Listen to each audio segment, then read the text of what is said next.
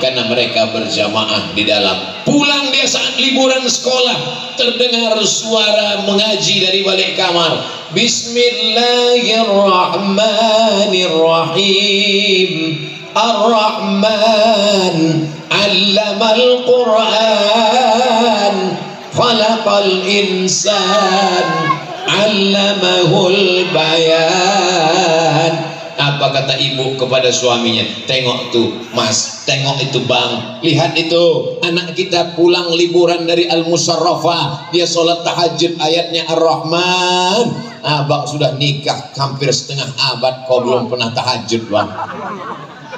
Begitulah kalau anak-anak dimasukkan ke pesantren. Adapun oknum-oknum yang merusak nama baik pesantren, mereka ini penjahat kelamin, mereka ini merusak nama baik Islam. Padahal pesantren baik, hanya satu penjahat, dan dia pun tidak menyebut namanya pesantren. Namanya tak layak disebutkan di majelis ini. Mereka ini maunya dihukum mati saja. Setuju? Supaya baik nama pondok pesantren, supaya orang tua jangan trauma memasukkan anak ke pesantren. Mereka sudah mencoreng nama baik. Ini Abdul Somad ini kenapa menggelegar suaranya ini? Karena tadi Pak Kiai ngasih makan kambing. Dikasih kambing guling sidiki sekaligus iklan. Bapak Ibu yang dimuliakan Allah Subhanahu wa taala, untuk apa kita masukkan anak ke pesantren? Pertama, akidah. Yang kedua adalah ibadahnya terjamin, terutama sholat. Muru auladakum, kalau umur 7 tahun suruh sholat. Kalau 7 tahun sholat, kapan dia menghafal ayat-ayatnya? Ayat-ayat dihafal ketika dia masih lagi belum masuk sekolah MDA, ibtidaiyah. Masuk pesantren diwajibkan menghafal, membaca kitab kuning, fikihnya mazhab Syafi'i, belajar akidah Ahlus Sunnah wal Jamaah. Mazhab-mazhab yang lain dia tetap menghormati. Mazhab paling tua Hanafi, nomor 2 Maliki, nomor 3 Syafi'i, nomor 4 Hambali. Dia belajar fikih perbandingan mazhab dari bawah. Mazhab Syafi'i matan takrib, hatam matan takrib, fathul qarib. Selesai fathul qarib baca i'anah. Habis itu lalu kemudian baca kitab-kitab yang besar, Al-Majmu', Syarah Muhazzab, Al-Hawi, Al-Kabir. Lalu kemudian baca fikih perbandingan mazhab ditulis oleh Imam Ibn Rushd, Bidayatul Mujtahid wa Nihayatul Muqtasid. Jadi kalau ada ustaz yang ceramah mengatakan kalau wudu rambutnya mesti basah semua, kalau wudu rambutnya basah dikit aja, kalau wudu rambutnya basah sepertiga, dia tidak asing lagi karena sudah biasa dia bahas di pesantren. Masjid ini mengatakan kalau subuh pakai kunut, masjid ini mengatakan kalau subuh nggak pakai kunut, masjid ini dengan masjid ini kelahi. Dia sudah terbiasa karena itu hanya khilafiyah yang kecil, yang sepele, yang remeh-temeh, karena sudah dia kaji di pondok pesantren. Dia orangnya nggak kagetan, dia orangnya tidak mudah diprovokasi karena mengerti perbedaan mazhab. Alhamdulillah sekarang sudah tidak ada lagi yang kelahi tentang kunut tidak kunut, karena semuanya sudah sama-sama nggak sholat subuh. Mudah-mudahan anak kita terjaga ibadahnya. Bapak ibu kalau punya anak, yang diinginkan dari anak itu dia bangun tengah malam dan berkata, Rabbil firli wali walidayya warhamhuma kama rabbayani shaghira. Apa doanya supaya anak saya soleh Pak Ustaz? Rabbi habli minas. Doa yang kedua Pak Ustaz, Rabbana hablana min ladunka dzurriyyatan thayyibah. Yang ketiga Pak Ustaz, Rabbana hablana min azwajina wa dzurriyyatina qurrata a'yun waj'alna lil muttaqina imama. Kita bukan minta anak kita jadi bupati, kita tidak minta anak kita jadi gubernur, kita tidak minta anak kita jadi presiden, tapi kita minta waj'al lil muttaqina imama, menjadi pemimpin bagi orang yang Untuk apa dia jadi pemimpin bagi orang yang sakau? Untuk apa? Sallallahu alaihi biha asra, Allah balas 10 kebaikan. Wa huttat anhu asyara sayiat, ditutupi 10 dosa kesalahan. Wa rufi'at lahu asyara darajat, dinaikkan 10 derajat tingkatan kemuliaan. Sholatnya bagus, puasanya rajin. Nanti kalau dia kaya, bayar zakat fitrah, zakat mal, zakat gaji, zakat profesi. Nanti kalau dia dikasih rezeki akan pergi ke Makkah, tawaf, sa'i dan umrah. Kalau kita masih hidup, ibu-ibu dibawanya umrah insya Allah. Tapi tanggung sendiri, nggak akan mungkin, karena mereka sudah diceramahi Ustadz Abdul Somad. Betul? Anak-anak, kalian dikandung 9 bulan 10 hari, kalian disusukan 2 tahun, mengalir darah ibu kalian di badan kalian. Andai kalian gendong ibu kalian dari Cengkareng ke Jeddah, dari Jeddah ke Makkah, dari Makkah ke Madinah, belum tentu dapat kalian balas sekali teriakan dia saat melahirkan engkau. Insya Allah anak ibu akan membawa ibu pergi ke Makkah, insya Allah. Amin. Kami Pak Ustadz, kata bapak mungkin gak dibawa karena udah meninggal duluan. Oh teganya Pak Ustadz. Insya Allah bapak akan dibawa serta juga. Saya ketika melihat ada orang India mendorong ibunya pakai kursi roda. Inna safa wal marwata min syairillah, faman hajjal baita awi antamara fala junaha. Meleleh air mata saya melihat anak-anak muda mendorong ibu saat sa'i naik ke Jabal, Bukit Sofa dan Marwah. Ternyata ada yang lebih hebat lagi.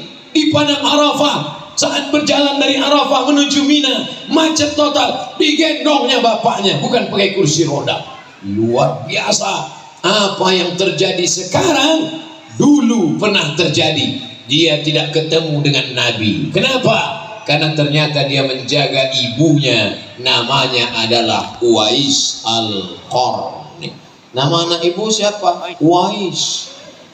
Berbakti kepada ibu. Udah 3 kali jual tabung gas Pak Ustadz di narkoba. Insya Allah anak-anak kita Uwais semuanya soleh. Karena nama adalah doa. Nama adalah doa. Siapa nama anakmu? Abdul Somad. Wow, amazing. Ini banyak orang sekarang ngasih nama anak enggak aja. Siapa nama anakmu? Ronaldo. Pandai main bola, bisa main poli. Ronaldo kan bola sepak bola. Bapak Ibu yang dimuliakan Allah Subhanahu wa taala, kasihlah nama-nama yang mengandung doa. Maka dengan doa itu insya Allah dia akan menjadi anak berbakti kepada agama, kepada orang tua, kepada nusa dan bangsa. Amin ya rabbal alamin. Ini siang apa malam? Siang, tapi lampunya menyala luar biasa sampai silau mata saya melihat. Depan 4, kanan 1, atas hidup, atas lagi. Supaya apa? Supaya wajah Ustaz Somad putih kinclong. Nanti waktu di-upload ke YouTube semua pada komen glowing. Nanti pada komen di YouTube, Ustadz makan jus bengkoang ya? Ustadz pakai bedak apa? Gitu. Dia nggak tahu lampu di Al-Musarrafah terang benderang. Al-Musarrafah mau ngasih tahu, jangan khawatir masukkan anakmu ke pesantren karena di sini tidak pernah mati lampu. Yakin? Insya Allah ada lilin. Kalau mati lampu masih ada lilin. Bapak Ibu yang dimuliakan Allah Subhanahu wa taala. Nanti kalau ada orang yang nanya, untuk apa anak kita masuk pesantren? Ibu bisa jawab, yang pertama selamat akidah, yang kedua selamat ibadah. Terus dia nanya, cuman itu aja? Iya, habis itu aku tertidur. Kenapa kau tertidur? Aku nunggu Pak Anies nggak datang, akhirnya tertidur. Kita datang hari ini untuk ngaji, betul? Makanya niat dari rumah, innamal a'malu binniyat wa innamal likulli imri'in ma nawa. Semua pulang akan membawa niatnya masing-masing. Semua pulang akan membawa niat jalan ke surga. Man salaka tariqan, siapa yang melewati suatu jalan, yaltamisu fihi ilman, di jalan itu dia dapat ilmu, sahalallahu lahu bihi tariqan ilal jannah, dimudahkan Allah baginya jalan menuju surga. Saya niatnya kemari tidak niat ceramah, karena tidak mungkin saya menceramahi para habaib, para kiai. Saya datang kemari niatnya adalah menuntut ilmu. Ilmu apa yang Ustaz dapatkan di pesantren? Ilmu tawakal yang luar biasa. Buka pesantren saat krisis moneter 98. Moneter dulu dolarnya $1 2.000. Tiba-tiba $1 jadi 20.000. Orang-orang semua takut. Tapi kemudian apa yang terjadi? Pesantren Al-Musyarrafah berdiri megah, santrinya lebih 1.000 orang. Sampai hari ini masih tetap istiqomah. Sampai hari kiamat masih tetap ada anak-anak yang belajar Islam di sini, insya Allah. Amin.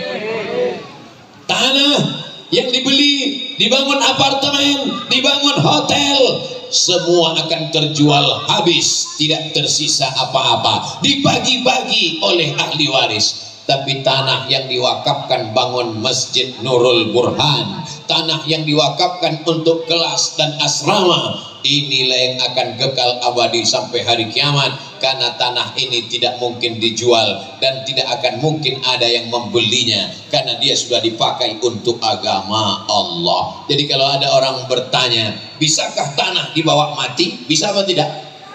Bisa. Bisakah duit dibawa mati? Bisa. Duit yang mana? Duit yang disedekahkan. Maka sedekahkanlah duit. Oh, Ustadz Somad ceramah ujung-ujungnya sedekah juga. Saya udah trauma sama sedekah nih Pak Ustadz. Jangan pernah trauma berbuat baik. Jangan pernah berhenti berbuat baik, karena Allah tidak pernah berhenti memberikan kenikmatannya kepada kita. Kita syukuri nikmat ini, maka insya Allah dibalas oleh Allah Subhanahu wa Ta'ala. Insya Allah. Kenapa anak dimasukkan ke pesantren? Supaya selamat akidahnya. Kenapa anak masuk pesantren? Supaya selamat ibadahnya. Kenapa anak masuk pesantren? Yang ketiga, supaya selamat akhlaknya. Tadi datang anak kecil di rumah Pak Kiai, Ustadz Somad, ini ada anak kecil. Langsung dia tarik tangan saya, diletakkannya ke kepalanya, doakan saya Ustadz Somad.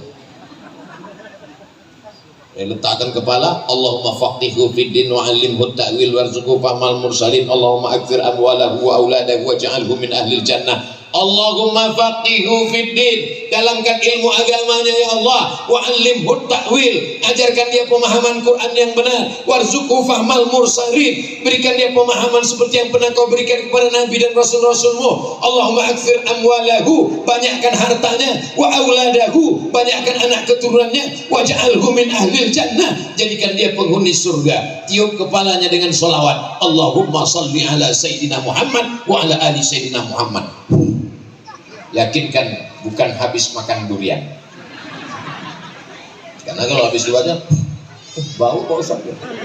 Bapak Ibu yang dimuliakan Allah Subhanahu wa Ta'ala, anak kecil berakhlakul karimah kalau dia dididik pesantren, keluarga pesantren. Tapi kalau anak-anak kecil tidak pernah dikenalkan pada ulama, tidak dikenalkan kepada kiai dan ustaz, maka dia cuek saja. Nah, salaman sama ustaz. Ya sebentar, main game online dulu. Nah, salaman sama ustaz. Bukannya dia cium tangan ustaz, tangannya pula dikasihnya sama ustaz. Hari ini ibu boleh tersenyum, hari ini ibu bapak boleh tertawa, tapi nanti ketika melihat kejadian atau mengalami di rumah orang, barulah bapak ibu akan berkata, betul juga kata Ustaz Abdul Somad. Ku katakan bukan betul juga, memang betul. Betul apa betul? Siapa yang bisa membentuk anak-anak kita dari mulai bangunnya baca doa, alhamdulillahilladzi ahyana ba'dama amatana wa ilaihin nusyur. Siapa yang bisa membentuk anak kita saat melihat alam semesta cantik? Rabbana ma khalaqta hadza batila. Siapa yang membentuk akhlak anak kita saat masuk ke toilet? Ustaz kok nunjuk sana? Itu ada tulisan toilet. Allahumma inni a'udzubika minal khubuthi wal khaba'ith. Dia langkahkan kaki sebelah kiri, saat keluar dia keluarkan kaki kanan. Ghufranaka. Siapa yang bisa membentuk akhlak anak kita? Dia akan tersenyum dan berdoa, tabassumika fi wajhi akhika sadaqah. Senyummu ke wajah saudaramu adalah sedekah. Inilah yang bisa menolong di hadapan Allah Subhanahu wa ta'ala. Kalau tidak, maka na'udzubillah. Salatullah salamullah ala toha rasulillah. Salatullah salamullah ala yasin habibillah. Tawassalna bismillah wa bil hadi rasulillah wa kulli mujahidin lillah bi ahlil badri ya Allah. Salatullah Allah ala taha rasulillah. Salatullah salamullah ala yasin habibillah. Tawassalna bismillah. Pas mau tidur malam buka kamarnya, dia sudah tidur, bacakan sholawat. Allahumma sholli ala Sayyidina Muhammad wa ala ali Sayyidina Muhammad. Alhamdulillah Pak Ustaz, itu anak saya tidurnya lelap. Begitu dibuka di balik selimut main handphone. Mesti diperiksa. Jangan ditulis di pintunya, dia tulis, kita diam aja. Umur 18 tahun, orang tua mesti permisi, ketok dulu baru masuk. Anak ini kita didik minal mahdi ilal lahdi. Berapa banyak ibu-ibu yang memandikan anaknya dari kecil sampai tua pun dia mandikan, sampai matinya pun dia juga memandikan. Saya ketemu dengan ibu-ibu model begitu, sudah tua. Umur ibu berapa Bu? 90 tahun. Anakku Pak Ustaz, aku yang memandikannya waktu lahir, aku yang memandikannya waktu kecil, jenazahnya pun aku juga memandikan. Saat kecil aku membisikkan ke telinganya la ilaha illallah, saat matinya pun ibu juga membisikkan la ilaha. Tidak ada istilah berhenti mendidik anak-anak kita, betul? Ini sekarang banyak ibu-ibu ketika melihat anaknya duduk di pelaminan saat menikah, ibu nangis, kenapa? Tanggung jawab saya sudah lepas Pak Ustaz, anak saya sudah nikah. Kata siapa? Tanggung jawab kita tidak akan pernah lepas sampai mati menghadap Allah. Begitu menikah hari ini, besok dia datang dengan suaminya. Dulu jilbabnya panjang, dulu jubahnya panjang, sekarang dia datang pakai rok mini, jilbabnya terbang, rambutnya warna merah kuning kelabu. Dulu kalau dia datang cium tangan, hari ini dia jumpa, hai mama sehat. Kita mesti luruskan dia. Apakah kita diam saja? Apakah kita katakan tanggung jawabku sudah lepas, kau sudah punya suami? Kita akan dituntut di hadapan Allah. Panggil suaminya, Firaun, anakku ini dulu kudidik dengan baik, jilbabnya panjang, bajunya panjang, kenapa sekarang bajunya jadi pendek? Kau potong di mana? Sambung lagi. Tak akan dituntut di hadapan Allah. Kullukum ra'in, setiap kamu adalah pemimpin. Wa kullukum mas'ulun, kau akan ditanya di hadapan Allah. La tus'alunna yawma idzin anin naim. Semua nikmat akan ditanya. Nikmat mata, nikmat telinga, nikmat otak, nikmat hati, nikmat kalbu, nikmat kaki, nikmat tangan. Yang terbesar dari semua nikmat adalah nikmat anak. Kau Ustaz bilang nikmat anak besar, anaknya gemuk, beratnya 80 kilo. Insya Allah ibu-ibu semua anaknya soleh dan solihah. Kalau sudah dimasukkan ke pesantren, sudah dididik agama, sudah diajarkan macam-macam, sudah cerewet, tetap juga tidak berubah. Senjata orang beriman adalah doa. Doa silahul mu'min. Doa senjatanya orang beriman. Ibu sholat sunat hajat, usolli sunnatal hajat rakaataini. Lembutkan hati anakku selembut salju ya Allah. Allahu Akbar. Tapi usollinya jangan kuat-kuat kalau sholatnya di masjid. di masjid sholat kuat-kuat, usolli sunnatal hajat supaya anakku berhenti narkoba. Kebetulan yang di samping saya BNN. Jadi niatnya dalam hati aja, usolli sunnatal hajat. Allahu akbar. Wajah kuat-kuat. Usolli sunnatal hajat supaya jodoh anakku segera dapat. Allahu akbar. Di sebelah aku jomblo. Mudah-mudahan yang belum nikah segera nikah, yang sudah nikah bisa nikah lagi. Saya cuma mancing aja. Mestinya pas saya ngomong gitu, ibu jangan lihat saya, pandang ke sebelah. Mereka bilang, Bapak Ibu yang dimuliakan Allah Subhanahu wa Ta'ala, kalau Tuhan memberi, kalau Tuhan pergi ke Makkah, bawalah beras kencur. Kenapa nggak ada yang bilang cakep? Kita ulang sekali lagi. Kalau Tuhan pergi ke Makkah, jangan lupa bawa beras kencur. Sudah lama saya berceramah, baru ini di depan air mancur. Insyaallah, tabarakallah. Jadi kalau ada orang yang mengatakan, kalau nanti Ustaz Somad ceramah sediakan air minum, itu tidak berlaku di Al-Musarrafah, karena langsung disediakan air mancur. Ustaz ini nampaknya nyindir ya. Saya tidak pernah nyindir-nyindir, dan dalam ceramah jarang-jarang sekali saya minum. Kenapa? Karena saya tidak ingin putus hubungan aku dan engkau. So sweet. Bapak Ibu yang dimuliakan Allah Subhanahu wa Ta'ala, kenapa anak kita mesti masuk pesantren? Supaya selamat ibadah. Yang kedua, supaya selamat akidah. Supaya selamat ibadah. Yang ketiga, supaya selamat akhlak. Yang keempat, supaya dia bisa berdoa.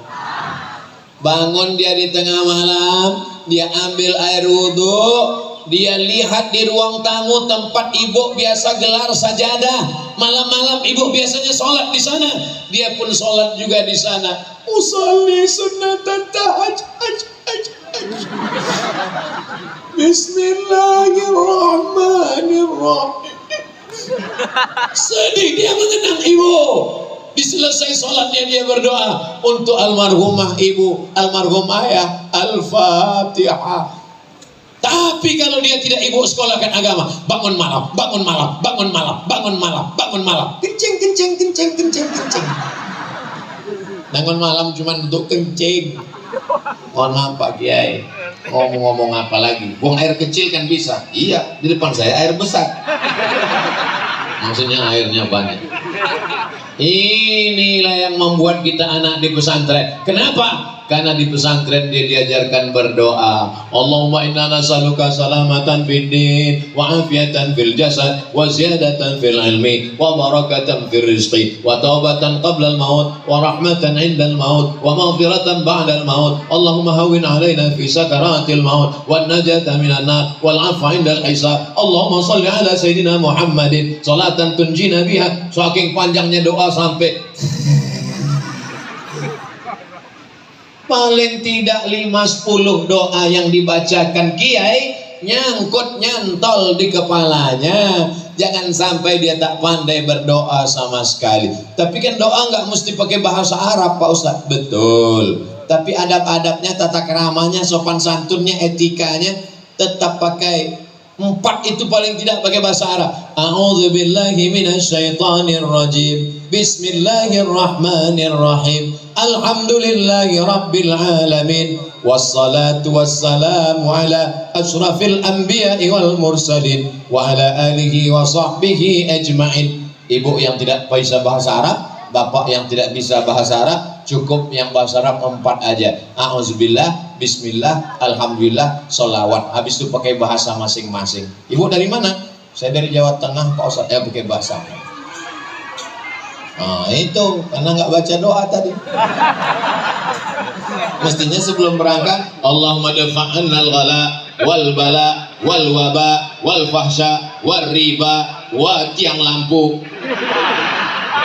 wa tenda wa kelapa wa razia. Nah, itu semua dimintakan kepada Allah. Ustaz Somad kan lama di Arab. Oh lama. Di Mesir 4 tahun, di Maroko 2 tahun, habis itu S3 di Sudan. Tapi Ustaz kalau doa pakai bahasa Arab. Kalau habis sholat doa tetap saya campur-campur. Ya Allah, aku mau pergi ke Jakarta, jangan sampai pesawatnya meledak, jangan sampai pilotnya ngantuk, jangan sampai bandaranya salah turun. Mana tahu pilotnya salah, ya pas turun rupanya di Papua.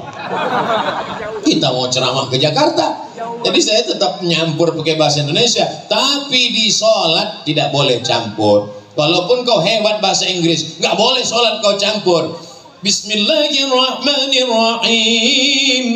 In the name of Allah, most gracious, most merciful. Tak boleh.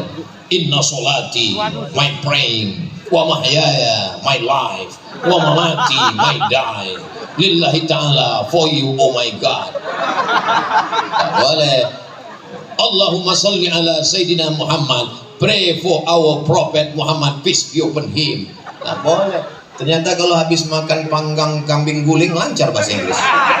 Luar biasa Kiai Ahmad Nawawi, Masya Allah, tabarakallah. Anda mau makan panggang kambing guling, datang ke Al-Musyarrafah. Rasanya tak perlu kuceritakan, karena rasaku bukan rasamu. Masya Allah. Ibu enak sama bapak tepuk tangan. Saya yang dari tadi nunggu gubernur gak datang-datang. Saya biasanya ceramah itu dipatok. Abdul Somad ceramah 60 menit sesuai yang tertulis di botol 600 ml. Tapi di Al-Musyarrafah ceramahnya sampai gubernur datang.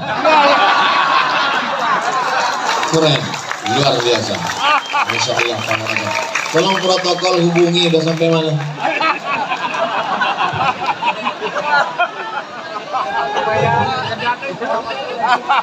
Allahumma salli ala Sayyidina Muhammad wa ashghil zalimin bizzalimin wa akhrijna min bainihim salimin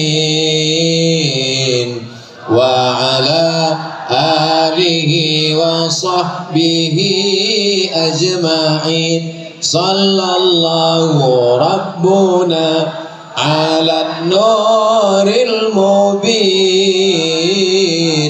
Ahmad al-Mustafa sayyidil mursalin wa ala alihi wa sahbihi ajma'in wa ala alihi wa sahbihi ajma'in. Ibu yang belum mengandung, bacakan selawat ke perutnya. Sallallahu rabbuna. Yang sebelah udah ngandung, dia nanya, kau belum ngandung kok megang? Supaya nyusul. Kau kan baru nikah? Iya. Kau udah langsung ngandung? Ini namanya minimalis. 3 bulan langsung lahir. Kok bisa cepat? Pakai Gojek.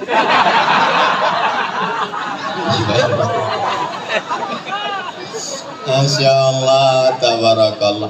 Kita perasaan baru ini ketemu kan? Tapi kenapa kayaknya udah lama, udah akrab gitu ya? Dalam hati jamaah sok akrab banget ya. Kata ibu yang dimuliakan Allah. Ternyata orang beriman itu walaupun jasadnya belum ketemu, rohnya sudah connect duluan. Seperti apa? Seperti aku dan kamu. Dalilnya mana Pak Ustaz? Al-arwah junudun angkatan laut, ada angkatan udara, ada angkatan, pokoknya angkatan lah. Ada polisi, ada security. Sekarang susah membedakan mana polisi, mana security, nggak punya sama. Itu saya aja atau ibu juga? Sama kita. Bapak juga gitu juga? Alah ikut-ikutan. Kadang gitu.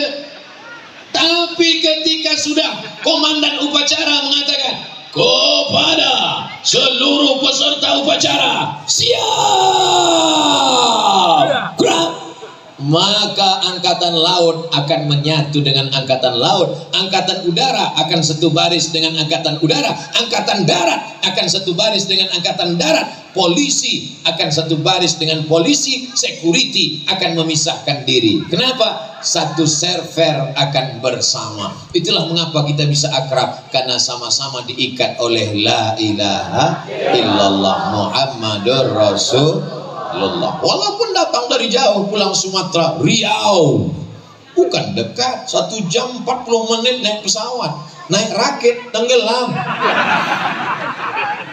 Tapi kemudian ketika sampai ke Jakarta, ke pesantren Al-Musyarrafah, ketemu dengan kiai akrab, ketemu dengan anak menantu cucu kiai akrab, ketemu dengan bapak ibu wali murid jamaah semuanya hadir. Masya Allah, tabarakallah, bersama di Al-Musyarrafah, bersama di surga Jannatul Firdaus, insya Allah. Siapa tadi yang ceramah di Al-Musyarrafah? Ustadz Abdul Somad. Apa judul ceramahnya? Enggak tahu, nengok ke pintu terus. Jangan katakan anak pesantren radikal, teroris, ekstremis, fasis, anti negara kesatuan Republik Indonesia. Kalau mau tahu bagaimana pesantren cinta kepada NKRI, pandanglah ke atas. Kelihatan?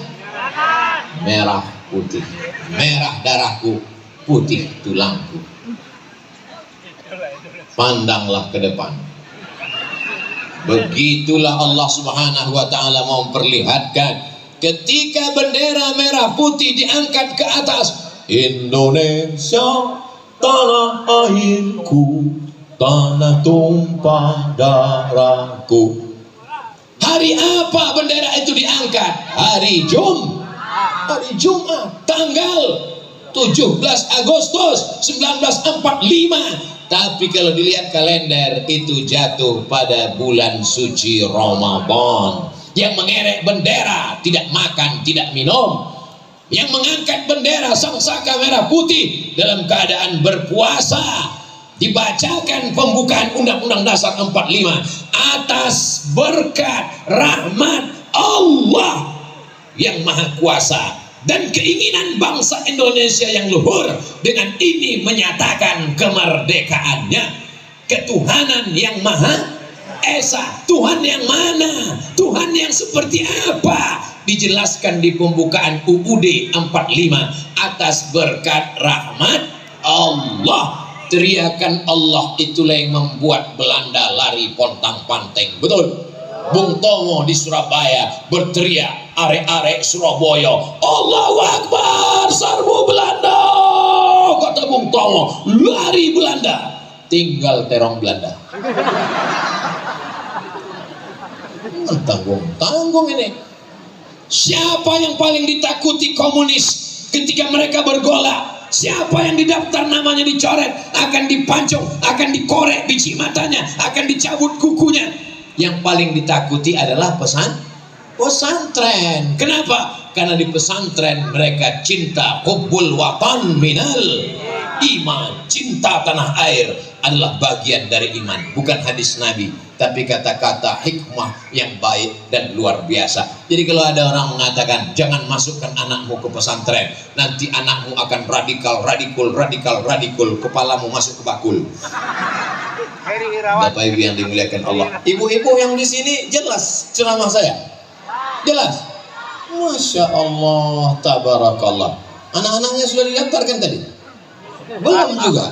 Nanti kita buka pendaftaran baru.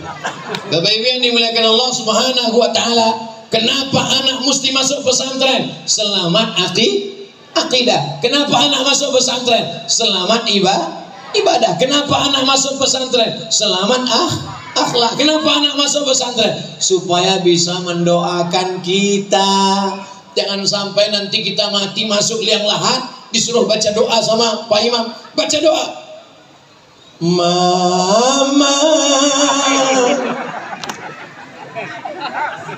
ini kubur bapakmu, baca doa, Ayah dengarkanlah aku.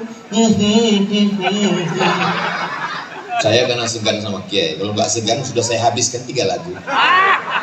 Bapak Ibu yang dimuliakan Allah Subhanahu wa taala. Tapi kalau anaknya diajar, maka dia akan doakan, Allahumma firlahu warhamhu wa'afihi wa'fu anhu wa akrim nuzulahu wa wasi' madkhalahu wa usilhu bil ma'i wa thalji wal barad wa naqqihi minal khataya. Setelah berdoa 15 menit, datanglah penjaga lapangan golf. Mohon maaf, kuburnya bukan di sini. Rupanya kubur kita sudah dirubah jadi lapangan golf. Dia berdoa pas di lubang. Ustadz ini ngomong ini dari mana? Tonton film Sidul. Masih ingat?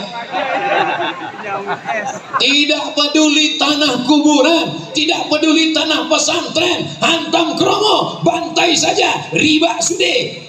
Tapi kalau dia mengerti hukum halal haram, dia tahu ini pesantren, inilah amal jariah. Dia tahu mana halal, mana haram, mana parkir, mana tidak, mana soleh, mana bengkok, mana lurus, mana hitam, mana putih. Ini yang paling penting kita ajarkan anak-anak kita.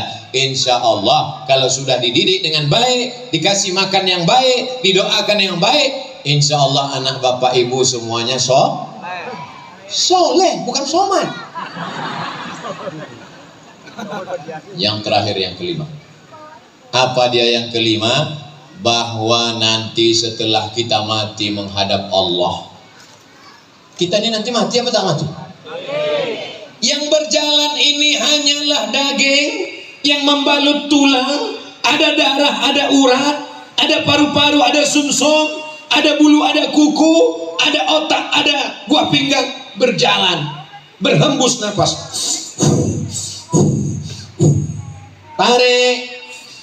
tarik, hembus, kan gitu kata dokter kan?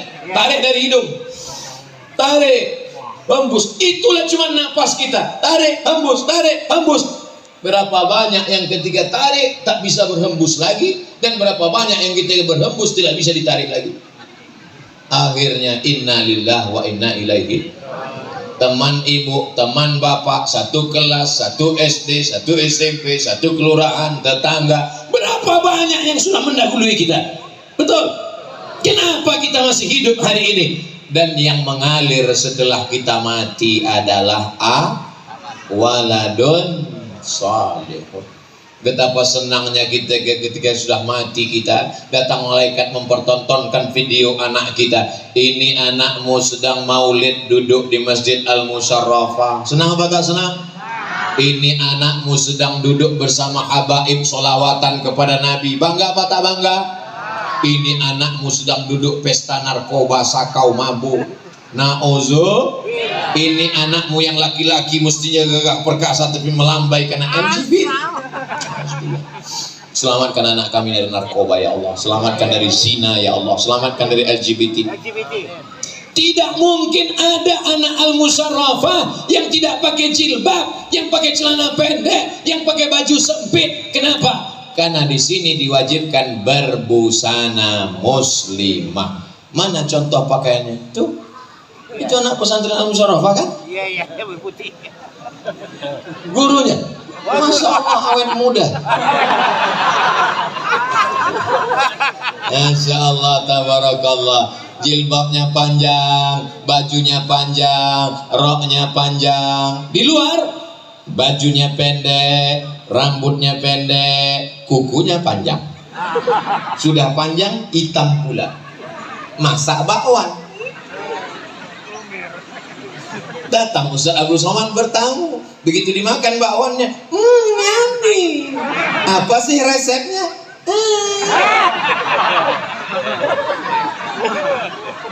Setiap hari Jumat nih kuku dipotong. Karena dulu di pesantren diperiksa kuku, dibawa roll mistar terbuat dari kayu. Masih ingat dulu nih dipukul. Semua anak-anak baris, angkat jari ke depan. Kalau kukunya panjang sakit, akan asfaraka kukumu, inna syaitana yaqudu ma tala minha. Setan duduk di kuku yang panjang. Sekarang sudahlah kukunya panjang, berdaki, tidak kelihatan karena pakai kutek. Di atas black kutek, di bawah black daki.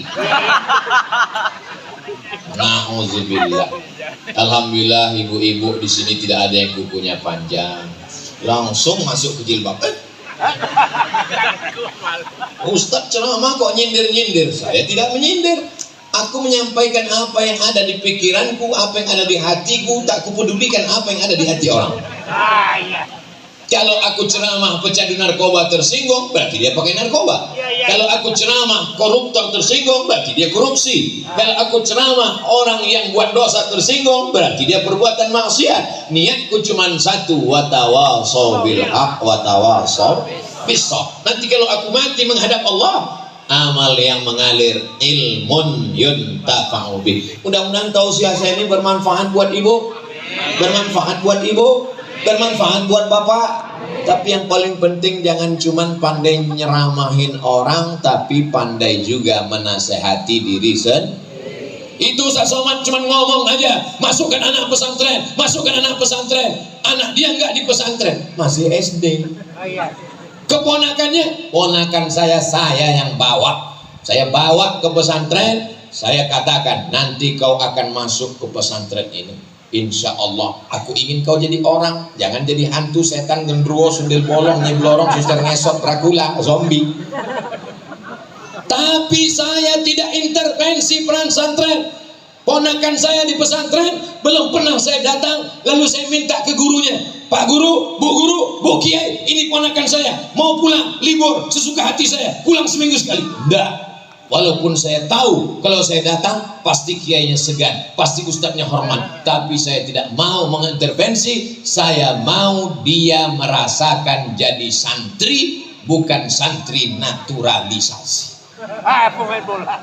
Ponakan saya tidak pernah saya datangi, lalu saya telepon pesantrennya, tolong izinkan pulang, tolong kasih pelayanan spesial, tolong. Tidak pernah. Kau masuk pesantren, pergi sana sendiri, pulang liburan sendiri, aku tidak akan jemput. Nanti kalau kau tamat, kau akan pergi sejauh mata memandang. Kalau kau mau ke Mesir, silakan. Tapi kalau enggak mau ke Mesir, aku tidak paksa. Karena kalau ku paksa juga kau ke Mesir, nanti kau pulang bukan jadi Musa, tapi jadi Fir'aun. Ibu juga begitu. Setelah anak taman pesantren, ijazahnya SMA ke Madrasah Aliyah, bahwa dia mau masuk ke ITB, boleh apa nggak boleh? Boleh. Dia masuk ke IPB, boleh apa nggak boleh? Boleh. Anak saya Pak Ustadz, dia mau masuk ke IPB, Institut Pertanian Bogor. Bagus, supaya dia tanam buah durian sebesar truk. Kenapa Ustadz tiba-tiba ingat durian? Tadi malam makan durian. Anak saya Pak Ustadz mau masuk Fakultas Perikanan. Bagus. Supaya apa? Supaya ikan-ikan kita diekspor ke Jepang. Karena orang Jepang suka makan ikan. Ikannya dipotong mentah, dibalut pakai macam-macam. Setelah itu nama makan